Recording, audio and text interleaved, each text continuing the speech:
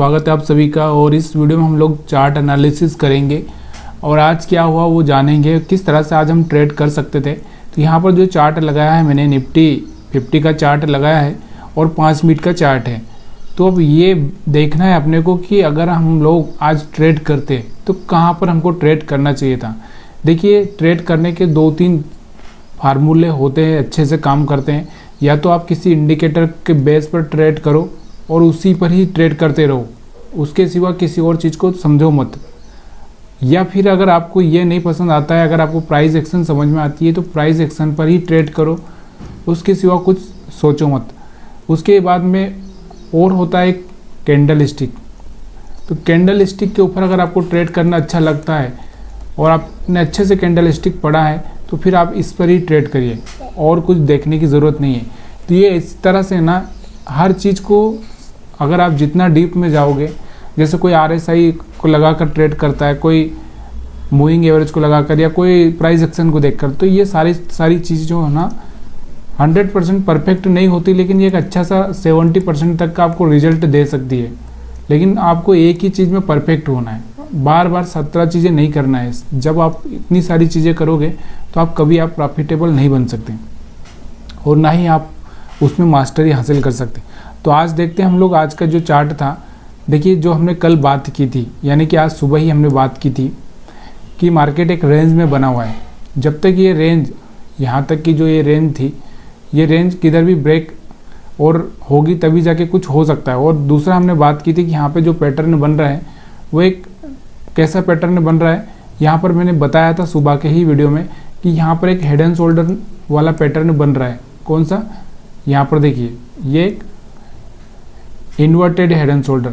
कौन सा है? इन्वर्टेड वाला। तो यहाँ से मार्केट ऊपर जाने का चांसेस बन सकता है। तो थोड़ा सा मार्केट ऊपर की साइड में प्रोसीड हुआ है, ज़्यादा कुछ हुआ नहीं, लेकिन थोड़ा सा ऊपर की साइड में गया है। ये हमारा पहला व्यू था। उसके बाद में हमारा दूसरा व्यू ये था कि स्टॉप लॉस कहाँ पे पड़े हैं अपने। तो हमने यहाँ पर फाइंड आउट किए थे कि स्टॉप लॉस यहाँ पर पड़े हुए बायर के और सेलर के, यहाँ के तो निकल ही चुके थे, यहाँ पर और यहाँ पर पड़े हुए हैं। तो कुछ कोशिश किया इसने इन लोगों को निकालने की, ज़्यादा कुछ हुआ नहीं मार्केट में आज। तो ऐसे साइडवेज मार्केट में आपको ट्रेड करने से बचना भी चाहिए। और आपको कैसे समझ में आएगा कि साइडवेज मार्केट है? तो हमको ये समझ में आना बहुत मुश्किल है कि ये साइडवेज मार्केट रहेगा।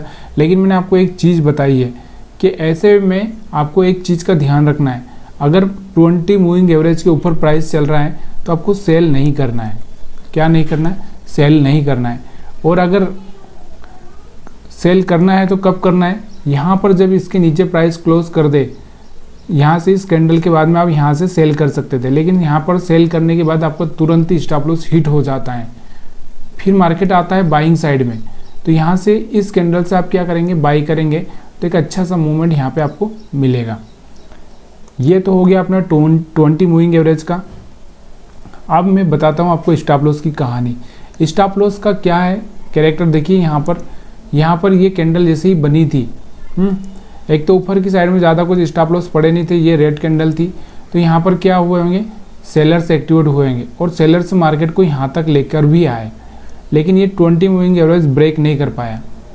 ठीक है, तो अब उसके बाद में जो सेल किया होगा उनके स्टॉप लॉस यहाँ पे पड़े होंगे, तो तुरंत मार्केट यहाँ पर आया और यहाँ पर जो भी सेलर थे उनको निकाल दिया। इसके बाद ही मार्केट ने फेलियर, यहाँ से फेल हो चुका है। तो यहाँ पर भी एक अच्छा सा सेल आपको बनता था। चाहे तो आप यहाँ से सेल करके, अगर आप स्टॉप लॉस की कहानी समझते हैं तो यहाँ से सेल करके एक अच्छा सा बेनिफिट ले सकते थे। 1:1 तो यहाँ से आपको मिल सकता था। या आप इस कैंडल पे सेल किए होंगे तो 1, 2, 3, 4 कैंडल, यानी कि 1:1 ही मिलेगा, ज़्यादा कुछ मिलने का चांस नहीं था। या फिर आपको क्या करना चाहिए था?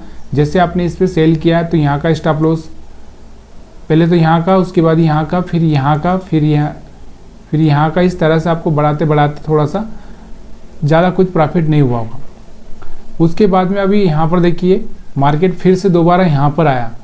दोबारा ये वाले जो बायर थे, इस कैंडल पे जो बायर आए होंगे या इस कैंडल पे बायर आए होंगे, तो इन बायर को भी निकाल दिया मार्केट ने। इन बायर को निकालने के बाद में मार्केट फिर से, ये जो सेलर एक्टिवेट हुए थे यहाँ पे, इनको निकालने के लिए ऊपर जाता है मार्केट और यहाँ से ऊपर से फिर मार्केट नीचे नहीं आ पाता है, क्योंकि यहाँ पर जो बायर बैठे हैं, अब ये बायर बैठे हैं, अभी इनको निकालने के लिए अगले दिन की कोशिश करेगा, या फिर ऊपर जो सेलर बैठे होंगे उनको निकालने की कोशिश करेगा। तो ये आपको समझ में आया होगा। स्टॉप लॉस की थ्योरी आपको बिल्कुल समझ में आई है कि नहीं आई, ये तो मेरे को पता नहीं, क्योंकि बिना कमेंट के आपका देखिए मार्केट यहाँ से सेल हुआ तो यहाँ तक आया, और यहाँ पर जो पहले से जो बायर बैठे थे वो अब उनको डर लगने लगा होगा, तो वो तो निकल चुके होंगे, और यहाँ से सेलर को तो ट्रैप कर ही चुका था। तो यहाँ पर जो मार्केट में फिर से यहाँ पर आया ऊपर से फिर सेलिंग चालू हुआ, और फिर ये बायर यहाँ पर आए होंगे, इनको ट्रैप करके मार्केट फिर ऊपर की साइड में निकला। तो इस तरह से मार्केट ट्रैपिंग करता है। तो ये भी आपको समझ में आया होगा। अब हम बात करते हैं कैंडल स्टिक की। कैंडल स्टिक कैसे पढ़ा जा सकता है? देखिए कैंडल स्टिक यहाँ पर देखिए, ये एक यहाँ से हैमर कैंडल बना, उसके बाद तो लग रहा था कि मार्केट पूरी तरह से एकदम बुलिश हो जाएगा, लेकिन ऐसा नहीं हुआ। हैमर कैंडल कब काम करता है? जब वो यहाँ पर बॉटम में बनता है। कहाँ पर? यहाँ पर बॉटम में। ये यहाँ पर बीच में ही बना हुआ था, यहाँ ना तो टॉप था ना बॉटम था, बल्कि यहाँ पर था बॉटम। तो यहाँ पर टॉप में ही बना था, तो यहाँ पर कोई ज़्यादा वर्क नहीं करेगा। तो यहाँ पर इसने ज़्यादा वर्क नहीं किया, और यहाँ से देखिए यहाँ पर एक डोजी कैंडल बना। डोजी के बाद में मार्केट का मूड चेंज हो चुका है।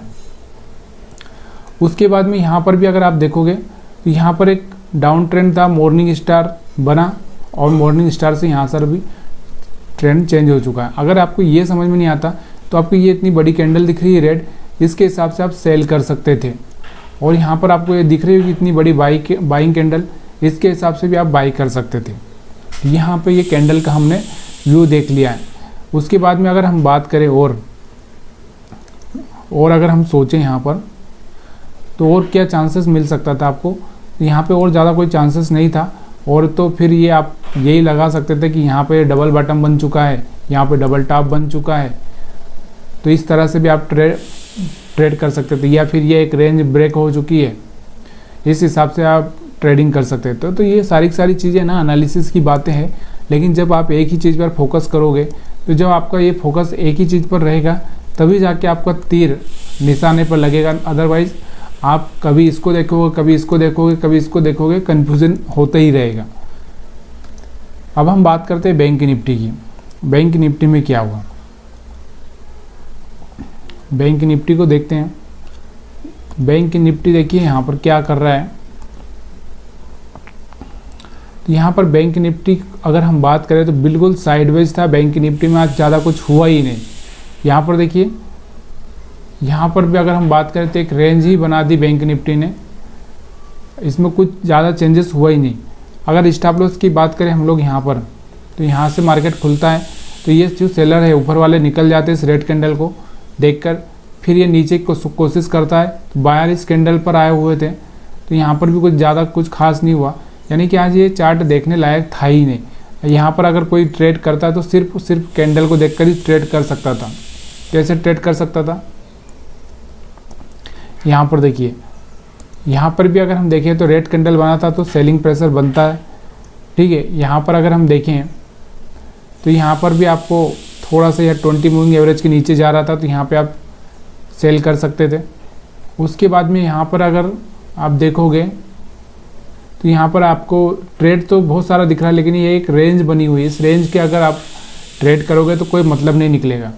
तो यहाँ पर आपको दिख रहा होगा थोड़ा सा, तो यहाँ पर आप थोड़ा ट्रेड कर सकते थे, यानी कि कोई भी क्लियरिफिकेशन बराबर नहीं आ रहा था, एक क्लियरिटी नहीं आ रही थी कि आप कहाँ पर ट्रेड करें। तो इस ऐसे मार्केट में ना आप ज़्यादातर कोशिश करें ही ना तो अच्छा है। ये आपको थोड़ा सा समझ में आना चाहिए।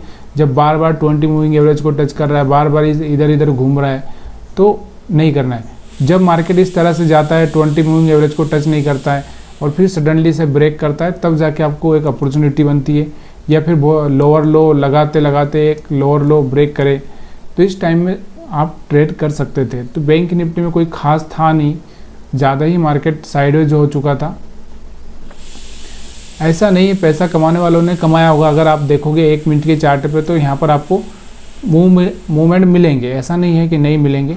लेकिन वो 1 मिनट का चार्ट ना ज़्यादा रिस्की हो जाता है, क्योंकि वो जिसको पता है वही इस चार्ट को देख सकता है, काम कर सकता है। तो जब आप ज़्यादा ही सीख जाओगे तब जाके आप ये कर सकते हो। तो यहाँ पर देखते हैं हम लोग 1 मिनट के चार्ट पे, यहाँ पर देखिए 1 मिनट के चार्ट पे आप देखोगे तो मार्केट ऊपर खुला, मतलब ये सेलर्स ट्रैप हो चुके हैं। अब मार्केट को नीचे ही आना था, तो यहाँ से 44,950 से 44,850 तक आ चुका था ये। उसके बाद फिर मार्केट ऊपर चला जाता है, फिर यहाँ से नीचे आ जाता है। तो ये बहुत ज़्यादा ही कन्फ्यूज़न और बहुत ज़्यादा ही प्रॉब्लम वाला चार्ट है, तो इसलिए आज हम इसको ज़्यादा कोई एनालिसिस नहीं करेंगे। और क्योंकि ये अपने काम का चार्ट है नहीं, ऐसे चार्ट से दूर रहने में ही बेनिफिट है। तो दोस्तों, इस वीडियो से अगर आपको कुछ लर्निंग मिल रही हो, कुछ समझ में आ रहा हो, तो प्लीज़ यार लाइक करिए, कमेंट करिए और मुझे बताइए कि क्या ये वीडियो आपको पसंद आ रहा है या आपको समझ आ रहा है कि और आपको क्या चाहिए, किस तरह से चार्ट एनालिसिस करना चाहिए मुझे। ये सारे कमेंट आपके मेरे लिए बहुत इंपॉर्टेंट है, तो इसलिए कमेंट करते जाइए। और आपके कोई सुझाव हो तो और वो भी आप मुझे दे सकते हैं। तो आप सभी का वीडियो देखने के लिए बहुत बहुत धन्यवाद।